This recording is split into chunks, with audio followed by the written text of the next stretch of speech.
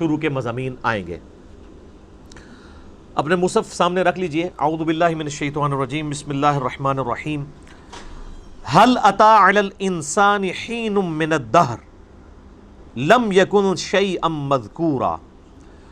بے شک انسان پہ زمانے میں ایسا وقت بھی گزرا ہے جبکہ وہ کوئی قابل ذکر شے نہ تھا۔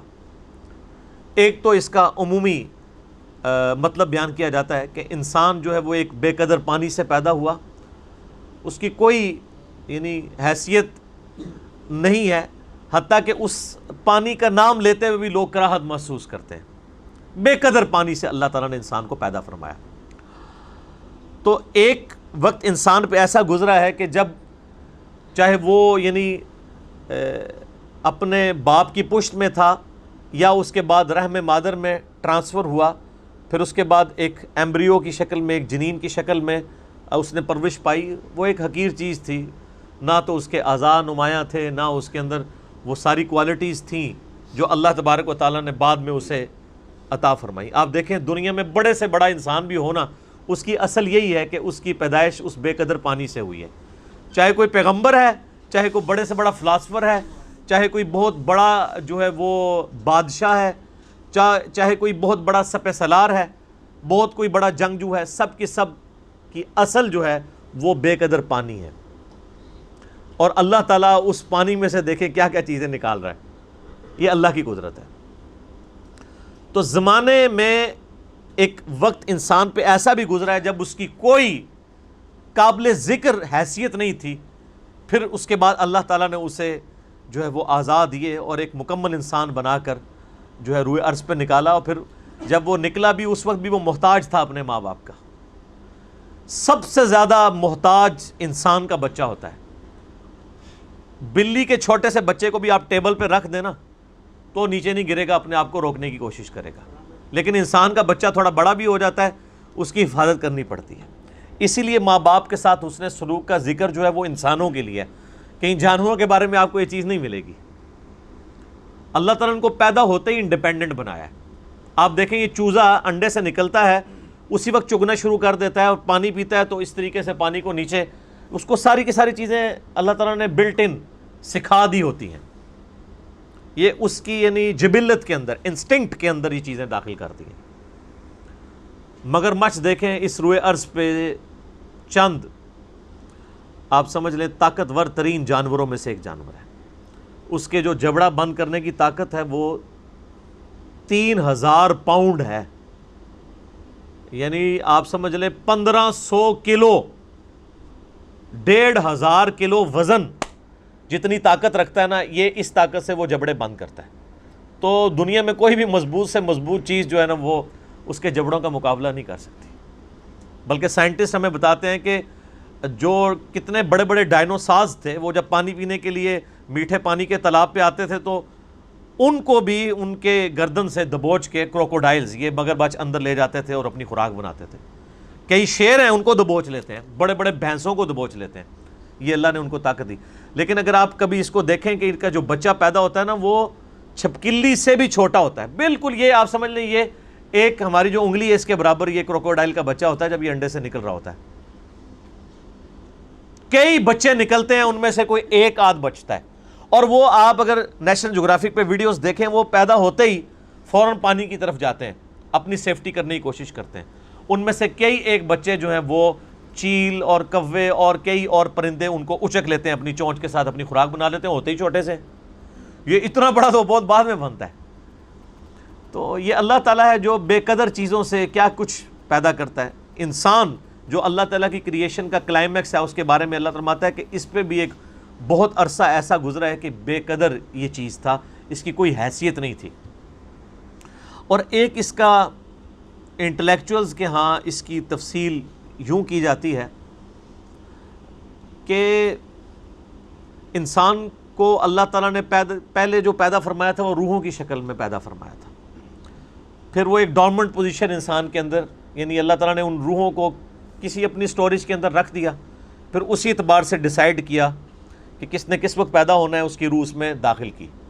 تو وہ جو ایک بہت بڑا عرصہ تھا جس میں انسان روحانی طور پہ ایگزسٹ کرتا تھا لیکن اس کے پاس جسم نہیں تھا، وہ بھی ایک ایسا پیریڈ ہے جو کہ ہم عموماً ذکر نہیں کرتے، نہ ہمیں اس طریقے سے وہ یاد ہے۔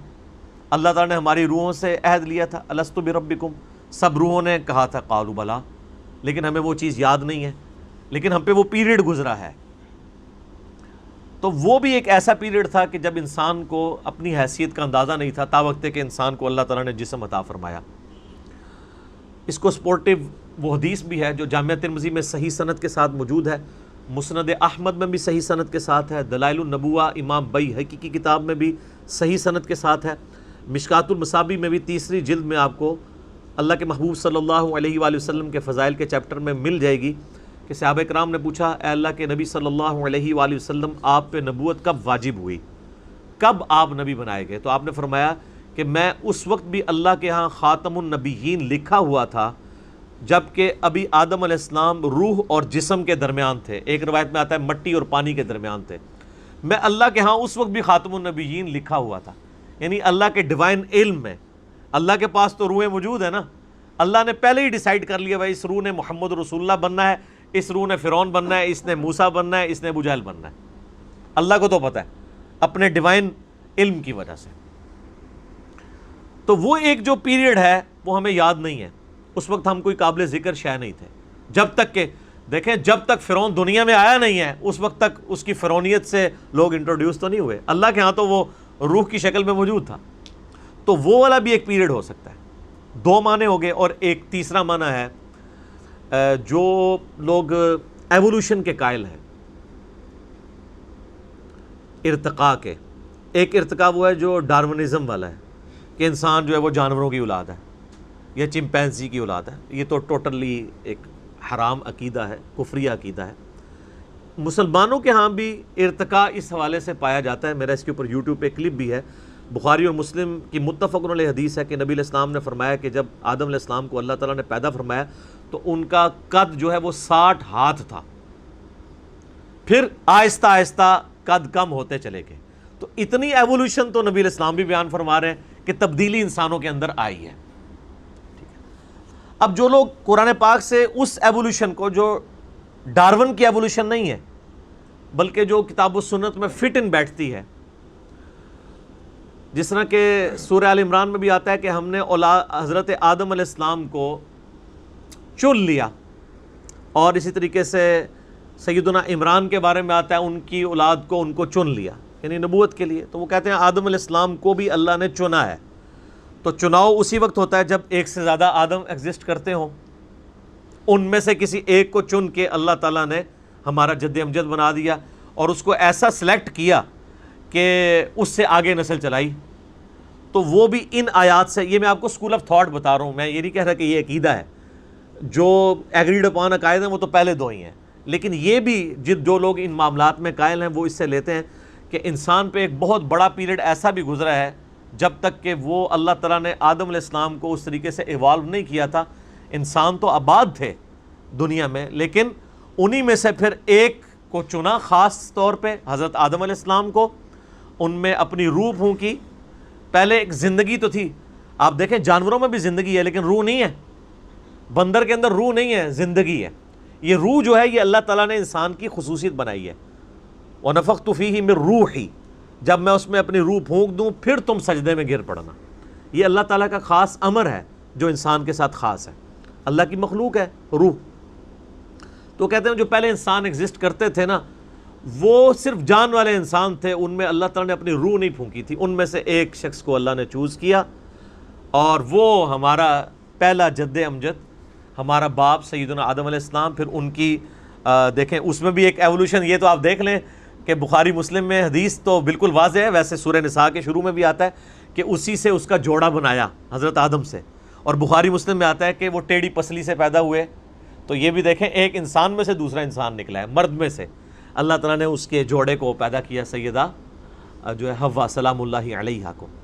تو جو لوگ اس ایوولوشن کو مانتے ہیں، جو یعنی ڈارون والی نہیں بلکہ اللہ کو آپ جب بھی کسی معاملے میں داخل کر لیں تو وہ پھر چیز کے اوپر آپ کفر کا فتویٰ تو نہیں لگا سکتے۔ اللہ چاہے تو یہ معاملات کر سکتا ہے کہ انسانوں میں سے ایک انسان کو چوز کیا اور اس کو اس کے اندر اپنی روح پھونکی۔ تو وہ کہتے ہیں وہ جو پہلا انسانیت کا ایک پیریڈ تھا، بہت بڑا پیریڈ، جس میں کئی انسان آباد تھے، تو وہ قابل ذکر نہیں تھے۔ قابل ذکر انسان اس وقت ہوا ہے کہ جب ان میں سے آدم کو چنا، اس میں اپنی روح پھونکی، اور پھر اس سے سارا سلسلہ شروع ہوا، اور فرشتوں کو مجبور کیا اس کے علم کی وجہ سے جو اللہ نے آدم علیہ السلام کو دیا تھا کہ وہ اس کو سجدہ کریں۔ تو وہ کہتے ہیں وہ جو لانگ پیریڈ آف ٹائم گزرا ہے نا انسانوں پہ، یہ اس کی طرف بھی اشارہ ہو سکتا ہے۔ اب یہ متشابہات ہو جائیں گے پھر یہ والے معنی، کیونکہ آج ہمیں سائنس یہ بتا رہی ہے کہ لاکھوں سال پرانے ڈھانچے بھی انسانوں کے ملے ہیں، جبکہ ہمیں جو ریلیجس اسکول آف تھاٹ سے، چاہے وہ مسلمانوں میں ہو یا کرسچنز یا یہودیوں کو آپ دیکھیں، تو ہمیں اوورآل جو انسانی تاریخ کا پتہ چلتا ہے نا تورات کی روشنی میں، وہ 10,000 سال سے زیادہ نہیں ہے۔ ہم حضرت ابراہیم علیہ السلام کا بھی جب ذکر کرتے ہیں تو مسلمانوں کے ہاں یہ رناؤنڈ ہے کہ آلموسٹ 5,000 سال پہلے حضرت ابراہیم علیہ السلام اس دنیا میں تشریف لائے تھے۔ نبی علیہ السلام والی تو خیر ایک مضبوط جو ہے ہمارے پاس ہسٹری سیف ہے، آلموسٹ 1400 سال پہلے، اور ان سے تقریباً 500 سال پہلے عیسیٰ علیہ السلام، وہ تو ہمیں بخاری میں حدیث بھی ملتی ہے۔ عبداللہ ابن سلام کہتے ہیں کہ نبی علیہ السلام اور عیسیٰ علیہ السلام کے درمیان تقریباً یہ جو فترت کا پیریڈ ہے یہ 600 سال کا ہے۔ وہ اس وقت تو تقریباً ہی بات ہوتی تھی، وہ 571 بنتا ہے۔ تو اس سے پہلے حضرت موسیٰ علیہ السلام کے بارے میں ہمیں تورات سے جو قرائن سے پتہ چلتا ہے کہ وہ تقریباً 1400 سال قبل از مسیح حضرت موسیٰ علیہ السلام کا دور بنتا ہے۔ تو اس طرح نون جو ہمارے پاس تاریخ ہے اس میں تو 10,000 سال سے پرانی تاریخ نہیں ملتی، اور یہ اکثر لوگ اعتراض بھی اس حوالے سے کر رہے ہوتے ہیں ریلیجن کے اوپر کہ بھی ریلیجن تو بتاتا ہے کہ جی انسان کی اس روئے ارض پہ جو زندگی ہے وہ 10,000 سال سے زیادہ پرانی نہیں ہے، جبکہ آج ہمیں جو ہے وہ کاربن ڈیٹنگ کے ذریعے ہم پرانے ڈھانچوں کی ڈیٹس بھی نکال سکتے ہیں کہ یہ کتنی پرانی تھی۔ تو وہ تو لاکھوں سال پرانے انسانی ڈھانچے بھی اس روئے ارض میں فاسلز کی فارم میں ملے ہیں، تو پھر وہ کون سے انسان تھے؟ تو پھر وہ لوگ جو اس آیت سے دلیل پکڑتے ہیں ایوولوشن کی، اور وہ یہ کہتے ہیں کہ وہ جو انسان آباد تھے وہ قابل ذکر انسان نہیں تھے جب تک کہ ان میں سے حضرت آدم کو نہیں چن لیا گیا، اور حضرت آدم کے چننے کا ذکر بھی سورہ آل عمران میں کہ ہم نے آدم کو چن لیا۔ تو وہ جو دوسرے لوگ ہیں وہ کہتے ہیں چنا کس میں سے؟ چنا اسی وقت جاتا ہے جب ایک سے زیادہ آدم موجود تھے۔ یہ میں آپ کو، اور یہ وہ یعنی پوائنٹ آف ویو ہے جو ڈاکٹر سراج صاحب رحمہ اللہ تعالیٰ بھی اس کے قائل تھے۔ تو یہ رائے سے کوئی اختلاف رائے رکھ سکتا ہے، یہ کوئی پیٹ نہیں ہے، لیکن چونکہ ان آیات سے لوگ سہارا لیتے ہیں اس لیے میں نے اس چیز کو یہاں پہ ایڈریس کرنا ضروری سمجھا۔ باقی آپ پیچھے ہی واپس آ جائیں کہ انسان ایک بے قدر پانی تھا، قابل ذکر شے نہیں تھا، اور پھر اللہ تعالیٰ نے اسے کیا بنا دیا، اِنَّا خَلَقْنَا الْإِنسَانَ مِن نُطْفَةٍ، بے شک ہم نے انسان کو ایک نطفے سے پیدا کیا، امشاج جو مخلوط تھا، مرد و عورت کی ملاپ کا، یعنی مرد کا بھی نطفہ اور عورت کا بھی وہ جو ایمبریو اور جو بنا ہے اس میں جو ہے سپرمز اور ایگز کا ریلیشن شپ، وہ آج ہمیں جو ہے وہ ایمبریولوجی کی فیلڈ کے لوگ بتاتے ہیں، نبتلی، اور مقصد کیا تھا؟ تاکہ اسے آزمایا جائے۔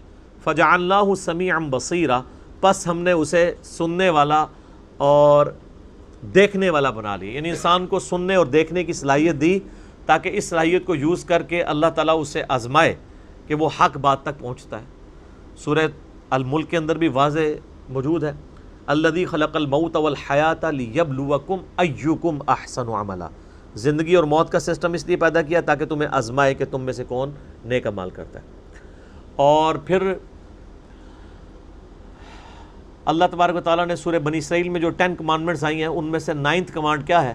وَلَا تَقْفُ مَا لَيْسَ لَكَ بِهِ عِلْمٌ إِنَّ السَّمْعَ وَالْبَصَرَ وَالْفُؤَادَ كُلُّ أُولَٰئِكَ كَانَ عَنْهُ مَسْئُولًا، انسان اس چیز کی پیروی، کسی بھی چیز کی پیروی اس وقت تک مت کر جب تک کہ تجھے اس کے بارے میں ڈیفینیٹ علم نہ حاصل ہو جائے۔ بے شک کان، آنکھیں اور عقل، دل یا دماغ کچھ بھی کہہ سکتے ہیں، اس کے بارے میں تم سے پوچھا جائے گا تم نے ان 3 انسٹرومنٹس کو استعمال کر کے حق بات تک پہنچنے کی کوشش کیوں نہیں کی، اور جن کے یہ انسٹرومنٹس کام نہیں کرتے ان کے اوپر گرفٹس بھی کوئی نہیں ہے۔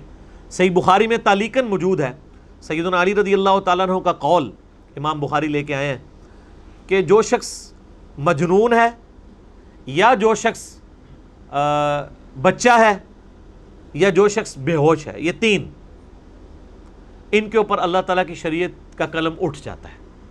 یہ تو مولا علی کا قول ہے صحیح بخاری میں، اس کو سپورٹیو سنن ابن ماجہ میں مرفوع حدیث نبی علیہ السلام کی بھی ہے کہ آپ صلی اللہ علیہ وسلم نے فرمایا کہ 3 لوگ ایسے ہیں جن سے اللہ تعالیٰ نے شریعت کا قلم اٹھا لیا ہے۔ پاگل سے اور بچے سے اور سوئے ہوئے شخص سے اس کے اوپر کوئی گرفت نہیں ہے اس حال میں اگر اسے کوئی غلطی ہو جاتی ہے۔ تو ظاہر ہے کہ جب اللہ تعالیٰ نے کسی کو عقل دے دی، آنکھیں اور کان دے دیے، سب کچھ دے دیا، سوچنے سمجھنے کی صلاحیت دے دی، اب وہ اللہ تعالیٰ کی بارگاہ میں جواب دے اور اکاؤنٹیبل ہو جائے گا۔ اِنَّا هَدَيْنَاهُ السَّبِيلَ، بے شک ہم نے اسے راستہ دکھا دیا ہے، اما شاکرا و اما کفورا، اب چاہے تو شکر گزاری کی روش اختیار کرے، خواہ ناشکری کی۔ سر یہ ایک آیت اتنی بھاری ہے سورہ الدہر کی آیت نمبر 3 کہ اس کے اوپر گھنٹوں بولا جا سکتا ہے، پوری کے پورے مسئلہ تقدیر جو ہے نا وہ اسی آیت کے اوپر کھڑا ہے۔ یہ جو جبریہ کے ہاں یہ نظریہ آ گیا کہ اللہ تعالیٰ نے انسان کو مجبور محض بنایا ہے، بس اس کی ڈیسٹنی جو مقرر کر دی ہے وہ اس کے ساتھ وہی ہونا ہے، وہ خود کچھ نہیں کر سکتا، اس کا رد اس کے اندر ہے۔ پورے انبیاء کرام کی تعلیمات کا مقدمہ جو ہے اس آیت کے اوپر کھڑا ہے۔ اگر ہم یہ مان لیں کہ اللہ تعالیٰ نے زبردستی کسی کا جنتی اور دوزخی ہونا لکھ دیا ہے تو یہ تو عدل کے بھی منافی ہوگا، اور دوسرا پھر انبیاء کا مقدمہ دھڑم سے نیچے گر پڑے گا۔ پھر انبیاء کیا کرنے آئے تھے؟ انبیاء تو کس لیے آئے تھے؟ وَمَا كُنَّا مُعَذِّبِينَ حَتَّى نَبْعَثَ رَسُولًا، اللہ تعالیٰ نے اپنے اوپر یہ چیز واجب کی ہے کہ ہم عذاب بھی نہیں دیتے جب تک پیغمبر کو مبعوث نہ کر دیں۔ پھر سورہ نساء کے اندر اللہ تعالیٰ فرماتا ہے کہ ہم نے انبیاء اور رسولوں کا سلسلہ اس لیے شروع کیا تاکہ قیامت والے دن اللہ کے خلاف کوئی حجت نہ قائم کر سکے۔ ایک تو اللہ نے انسان کو بیسک انسٹنکٹ دے دی چیزوں کو سمجھنے کے لیے، اور اس نور کے اوپر نور علی نور انبیاء کی تعلیمات بھی دے دی تاکہ کسی کو انکار کی گنجائش ہی نہ رہے قیامت والے دن کہ مجھے تو پتہ ہی نہیں چلا تھا۔ تو وہ سارے کا سارا مقدمہ اس کے اوپر ہی تو کھڑا ہے، اِنَّا هَدَيْنَاهُ السَّبِيلَ اِمَّا شَاكِرًا وَإِمَّا كَفُورًا، ہم نے تو بے شک ہدایت کا راستہ واضح کر دیا ہے، اب تمہاری مرضی ہے، چاہے اس راستے کو اختیار کرو، شکر گزاری کی روش اختیار کرو، خواہ نہ شکری کی۔ لیکن اسے کوئی یہ رزلٹ نہ نکال دے کہ یہ آپ کی مرضی ہے، جو مرضی کرے کچھ بھی نہیں ہونا، نہ، یہ نہیں ہے۔ جو ناشکری کی روش اختیار کرے گا اس کا مقام جو ہے وہ دوزخ ہوگا، وَلِعَوْذُ بِاللَّهِ تَعَالَى اللہم اجرنا من النار، آمین۔ اور جو انبیاء کی پیروی کرے گا، انبیاء کرام علیہ السلام کی تعلیمات کو سیریس لے گا، اس کو جنت ملے گی۔ تو یہ اللہ نے اختیار دیا ہے، ورنہ تو اگر یہ اختیار نہ ہوتا تو ہم جب کبھی بھی اذان کی آواز سنتے تو نہ چاہتے ہوئے بھی مسجد کی طرف ہمارے پاؤں چل پڑتے، ایسے کبھی نہیں ہوگا۔ اور یہ بھی کبھی نہیں ہوگا کہ آپ مسجد کی طرف جا رہے ہوں اور آپ کے پاؤں کسی دوسری طرف موڑ دیے جائیں، اور یہ بھی کبھی نہیں ہوگا کہ اذان کی آواز سن کے آپ مسجد سے باہر نکلیں کسی غلط کام کے لیے اور نماز چھوڑ دیں تو وہیں پہ آپ دھنسیں، ایسا بھی نہیں ہوگا۔ اللہ تعالیٰ نے کھلی چھٹی دی ہوئی ہے دنیا کے اندر، لیکن آخرت میں پکڑ فرمائے گا۔ اور اس کانٹیکسٹ میں ایک بڑی اہم ترین آیت ہے سورہ الزمر پارہ نمبر 23 کے اندر، بہت ڈیسائسو آیت ہے مسئلہ تقدیر کے حوالے سے۔ مسئلہ تقدیر اتنا گھمبیر ہے کہ میں نے 4 نشستوں میں مسئلہ نمبر 103 104 ABC 6.5 گھنٹے کی آلموسٹ گفتگو 200 آیات کراس ریفرنس کے طور پہ 50 مقامات سے قرآن حکیم کے کور کی ہوئی ہے۔ اس میں میں نے یہ آیات بھی کور کی تھیں جو آج آئی ہے، اور یہ سورہ الزمر کی آیت نمبر 7 آپ کے یہ بلو قرآن پاک میں 460 نمبر پیج ہے، 460۔ اس میں چوتھی لائن پہ یہ آیت ہے، ان تکفروا فإن اللہ غنی عنکم، اگر تم کفر کرو گے، ناشکری کی روش اختیار کرو گے تو بے شک اللہ تعالیٰ تو بے پرواہ ہے۔ اللہ کو یہ ٹینشن نہیں ہے کہ لوگ نماز کیوں نہیں پڑھ رہے، یہ ہماری ٹینشن ہے۔ اللہ کو تو فرق نہیں پڑتا، ساری انسانیت چاہے گمراہی کا راستہ اختیار کر لے یا ساری کی ساری انسانیت جو ہے وہ ہدایت کا راستہ اختیار کر لے، اللہ کو اس سے کوئی فرق نہیں پڑے گا۔ وَلَا يَرْضَى لِعِبَادِهِ الْكُفْرِ، لیکن اللہ تعالیٰ پسند نہیں کرتا اپنے بندوں کے بارے میں کہ وہ ناشکری کی روش اختیار کریں۔ اس چیز کو اللہ بندوں کے لیے پسند نہیں فرماتا، یعنی یہ اللہ تعالیٰ فرمایا اگر تم کفر کرو گے مجھے کوئی پرواہ نہیں، اس سے کوئی یہ رزلٹ نہ نکال دے خیر ہے جی کفر کرتے رہو، وہ ساتھ ہی اللہ نے کلیئر کیا مجھے پسند نہیں ہے، یہ ذہن میں رکھنا۔ وَإِن تَشْكُرُوا، اور اگر تم شکر گزاری کی روش اختیار کرو گے، يَرْضَاهُ لَكُمْ، تو اللہ اس کو تمہارے لیے پسند کرتا ہے۔ وَلَا تَزِرُ وَازِرَةٌ وِزْرَ أُخْرَى، کوئی بوجھ اٹھانے والی دوسرے کا بوجھ قیامت الدین نہیں اٹھائے گی جان، ہر جان نے اپنا بوجھ خود اٹھانا ہے۔ ثُمَّ إِلَىٰ رَبِّكُمْ مَرْجِعُكُمْ، پھر تمہیں لوٹ کے اپنے رب کی طرف جانا ہے۔ فَيُنَبِّئُكُمْ بِمَا كُنتُمْ تَعْمَلُونَ، وہ تمہیں پھر بتا دے گا جو کچھ تم دنیا میں اعمال کیا کرتے تھے۔ إِنَّهُ عَلِيمٌ بِذَاتِ الصُّدُورِ، اور اس کا علم تو اتنا کامل ہے کہ وہ سینوں کے چھپے ہوئے رازوں کو بھی جاننے والا ہے، اس سے بھاگ کے کوئی کہاں پہ جا سکتا ہے۔ اور یہ راز یقین کریں یہ اللہ ہی جانتا ہے. یہ ریاکاری جو ہے یہ تو قیامت دن پکڑی جائے گی, فرشتے بھی نہیں ریاکاری پکڑ سکتے. یہ اللہ ہی ہے جو انسان کے سینوں کے رازوں کو بھی جانتا ہے. کتنی احادیث موجود ہیں کہ فرشتوں نے پہاڑوں کے برابر نیکیاں لکھی ہوں گی اور اللہ تعالیٰ پکڑ کے زیرو سے ملٹیپلائی کر دے گا. سر یہ کرامن کاتبین جو ہمارے اعمال لکھ رہے ہیں نا, یہ صرف جیسے انسان کو ایک فزیکل ٹینجیبل چیز سے نا ذرا اٹریکشن ہوتی ہے, جیسے قرآن پاک میں اللہ تعالیٰ فرماتا ہے نا کہ ہم نے فرشتے جو نازل کیے 5000 یا 3000 تو یہ تمہارے دل کی تسلی کے لیے تھا. اللہ کو فرشتوں کی حاجت ہے کسی کو شکست اور فتح کے لیے, لیکن انسان کوانٹٹی سے متاثر ہوتا ہے کہ اچھا وہ کافر جو ہیں 1000 ہیں تو 3000 فرشتے بھی آ گئے ہیں. فرشتہ تو ایک بھی بہت تھا. اور فرشتہ بھی کیا ہے, وہ تو اللہ تعالیٰ نے ایک سمجھ لیں سامنے ایک سوئچ کی فارم ہے. اصل تو ڈیوائن سپارک تو اللہ کا امر کن ہے. سوئچ کتنا بھی خوبصورت ہو, اگر بجلی نہ ہو تو یہ کسی کو نہ پنکھے کو آن کر سکتا ہے نہ اسی کو. وہ اللہ کا امر کن ہے. فرشتے بھی صرف ایک سامنے ایک آپ سمجھ لیں اسکیچ کی فارم میں موجود ہیں. اصل تو خدا کا امر ہی جاری ہے. تو کئی ریاکار آئیں گے, ان کی نیکیاں زیرو سے ملٹیپلائی. وہ جو بڑی مشہور حدیث ہے صحیح مسلم کی کہ ایک سخی کو, ایک شہید کو اور ایک قاری کو بلایا جائے گا.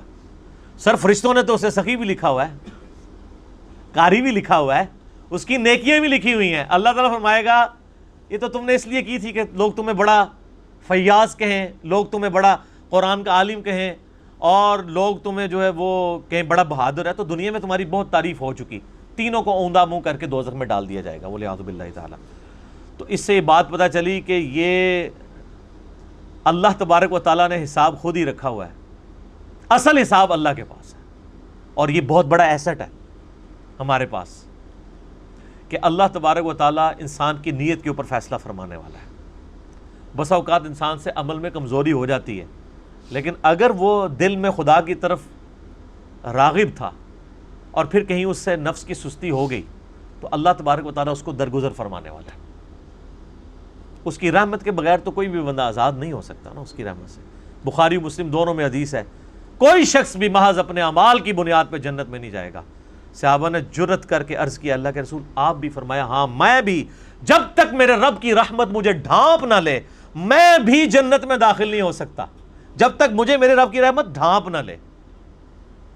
تو سر ہم تو پھر کس کھاتے میں؟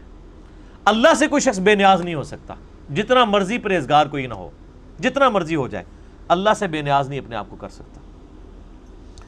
تو اللہ تعالیٰ فرماتا ہے ہم نے ہدایت کا راستہ دکھا دیا, اب تمہاری مرضی ہے چاہے شکر گزاری کی روش اختیار